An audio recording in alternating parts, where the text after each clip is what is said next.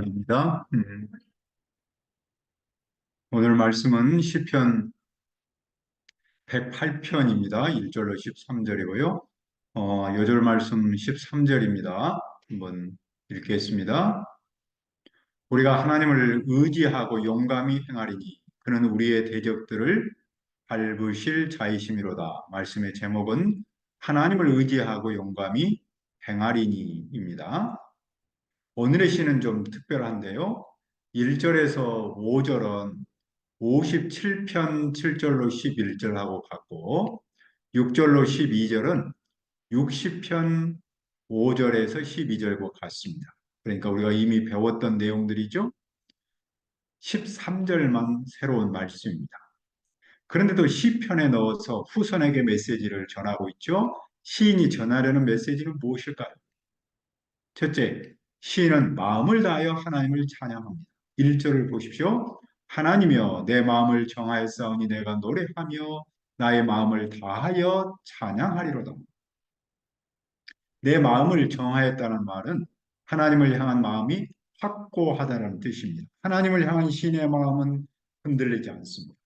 시인은 노래하고 그 영혼으로 찬양합니다. 한마디로 마음을 다하여 찬양하는 것이죠.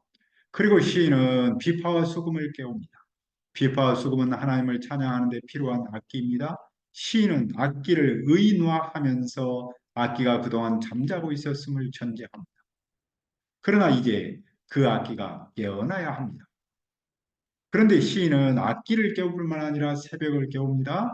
새벽은 물리적인 아침을 뜻하겠죠. 하지만 영적인 의미가 있는데 새벽은 하나님께서 세상을 구원하기 시작하는 시점을 말합니다. 그러므로 시인이 새벽을 깨운다는 말은 하나님께서 어두운 세상에서 구원 사역을 시작하도록 힘쓴다라는 뜻입니다. 새벽은 어떻게 생각하면 자연적 현상입니다. 시간이 지나면서 자연스럽게 나타납니다. 하지만 이 시인은 그 자연적 현상에 머물지 않고 자기가 그 새벽을 깨웁니다. 다시 말하면 하나님께서 그 일에 적극적으로 개입하기를 바랍니다.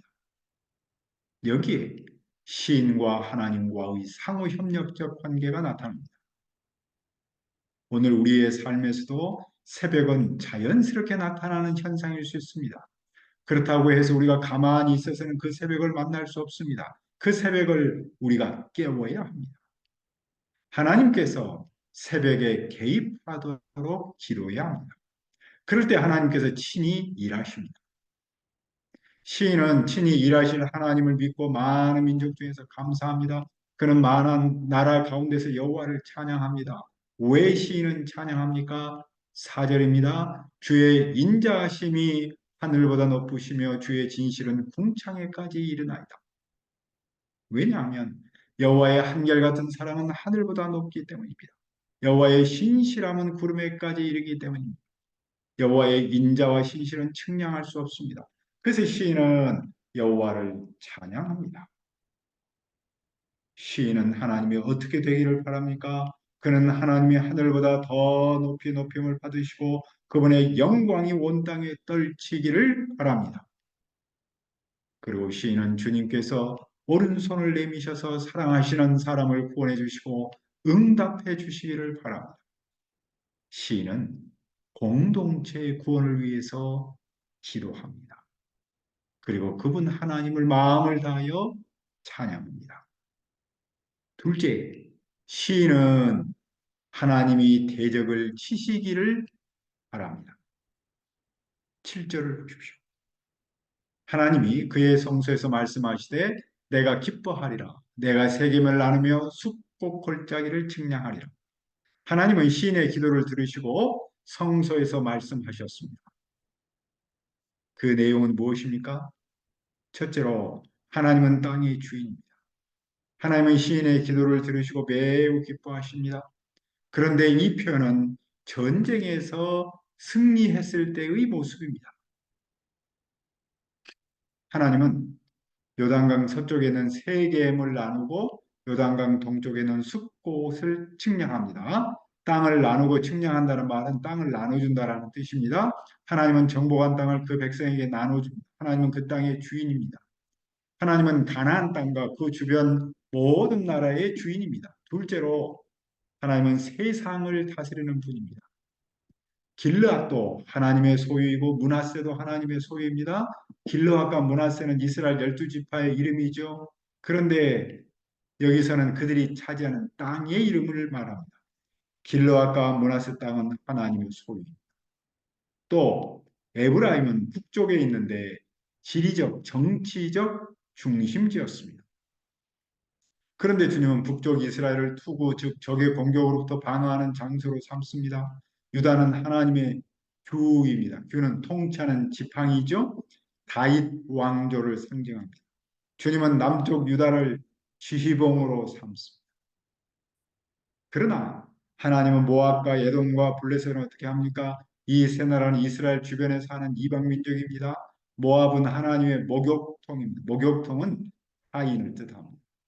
하나님 모압을 당신의 종으로 삼았습니다. 또 에돔은 이스라엘과 형제였습니다. 하지만 에돔은 이스라엘이 애굽에서 탈출했을 때 그 땅을 통과하도록 부탁했지만 거절했습니다. 다윗은 에돔을 정복했습니다. 하나님은 그런 에돔의 신발을 벗어 던집니다. 신발을 던진다라는 말은 용사가 노예에게 신발을 던져서 신발을 깨끗하게 한다는 뜻입니다. 하나님은 에돔을 노예 삼았습니다. 또 하나님은 블레셋 위에서 외칩니다. 이 모습은 전쟁에서 승리했음을 표현합니다. 하나님은 블레셋을 정복하고 승리의 노래를 부릅니다. 블레셋은 당시 최강이었지만 그런 블레셋을 하나님이 정복했습니다. 이 하나님은 어떤 분입니까? 세상을 지배하는 분. 하나님은 이스라엘은 물론이고 주변 나라를 다스립니다. 하나님은 세상의 주인님이면서 세상의 왕입니다. 그런데 시인의 안타까움은 무엇입니까? 10절을 보십시오. 누가 나를 이끌어 견고한 성읍으로 인도에 들이며 누가 나를 에돔으로 인도하고 이 말씀은 누가 나를 견고한 성으로 인도할 것인가? 누가 나를 에돔으로 인도할 것인가? 라는 뜻입니다. 에돔은 암벽으로 이루어진 천연 요새였습니다. 하나님은 앞에서 에돔의 신발을 벗어 던져 그것이 당신의 소임을 밝힌다라고 하셨습니다. 하지만 현실에서 그 에돔으로 이끌 사람이 없습니다. 왜 그들을 이끌 사람이 없습니까? 11절입니다. 하나님이여 주께서 우리를 버리지 아니하셨나이까? 하나님이여 주께서 우리의 군대들과 함께 나아가지 아니하시나이까? 시인은 하나님께 묻습니다. 우리를 정말로 버리신 겁니까? 아, 하나님, 우리의 군대와 함께 나아가지 않으시렵니까? 시인은 하나님이 정말로 우리를 버리셨는가라고 묻습니다. 왜냐하면 현실을 보면 하나님이 자기를 버리신 것처럼 보이기 때문입니다. 하나님께서 그들을 실제 삶에서 애돔으로 인도하지 않으신 것처럼 보이기 때문입니다. 주전 586년 예루살렘은 바벨론에 망했죠. 그때 에돔은 바벨론이 성전을 약탈하는 데 일조했습니다. 그 후 이스라엘은 바벨론에서 70년 동안 포로로 살았습니다. 그런데 바사 왕 고레스는 유대인을 예루살렘으로 돌려보냈습니다. 그때 유대인은 고민하여 보았습니다. 우리는 누구인가? 우리는 우리에게 일어난 일을 어떻게 설명할 수 있는가? 이제 우리는 무엇을 해야 하는가? 그들의 현실과 이상이 맞지 않았기 때문입니다. 하나님께 버림받은 것처럼 보였기 때문입니다. 그런데도 시인은 누구에게 도움을 청합니까? 12절을 보십시오. 우리를 도와 대적을 치게 하소서. 사람의 구원은 헛됨이니라. 시인은 에돔이 강하다고 해서 피하지 않습니다. 그는 오히려 에돔과 맞설 수 있도록 하나님께 도움을 청합니다. 우리를 도와 에돔을 치소서. 왜 그는 하나님께 도움을 청합니까? 왜냐하면 사람의 구원은 헛되기 때문입니다. 하나님만이 참된 도움이고 구원입니다. 사람의 도움으로 에돔과의 싸움에서 이길 수 없습니다. 전쟁에서 이기고 짐은 무기의 좋고 나쁨이 있지 않습니다. 하나님의 도움에 달려 있습니다. 하나님의 도움 없이는 전쟁에서 이길 수 없습니다. 그러므로 사람의 힘을 의지하는 일은 헛된 일입니다. 구원과 승리는 오직 하나님한테서 옵니다. 그러므로 오늘 우리는 삶의 현장에서 만나는 문제 앞에서 사람의 도움을 구할 것인가? 아니면 하나님의 도움을 구할 것인가에 관해 선택과 집중을 해야겠죠. 시인은 하나님의 도움을 구합니다. 그는 심지어 하나님께서 버리셨다고 생각하는 그 시점에서도 하나님의 도움을 구합니다. 왜냐하면 그는 사람의 구원은 헛되고 구원과 승리는 오직 하나님한테서 온다고 믿기 때문입니다. 그 믿음이 어느 정도입니까? 13절을 읽읍시다. 우리가 하나님을 의지하고 용감히 행하리니 그는 우리의 대적들을 밟으실 자심이로다. 이 말씀은 이런 뜻입니다. 하나님과 함께하면 우리는 용감하게 행한다. 우리의 대적을 밟으실 분은 바로 그분이다. 우리가 하나님을 의지하고 용감히 행한다. 하나님과 내가 함께하면 우리는 용감하게 할 수 있다. 시인은 하나님한테 버림받은 것처럼 느낄 때조차 하나님께 도움을 구했습니다. 왜냐하면 사람의 도움은 헛되지만 하나님과 함께하면 용감하게 행할 수 있음을 믿기 때문입니다. 그리고 우리의 대적을 밟으실 분은 바로 그분임을 믿기 때문입니다. 그러니까 시인이 하나님께 도움을 청하는 이유는 오직 그분만이 대적을 밟으심을 믿기 때문입니다.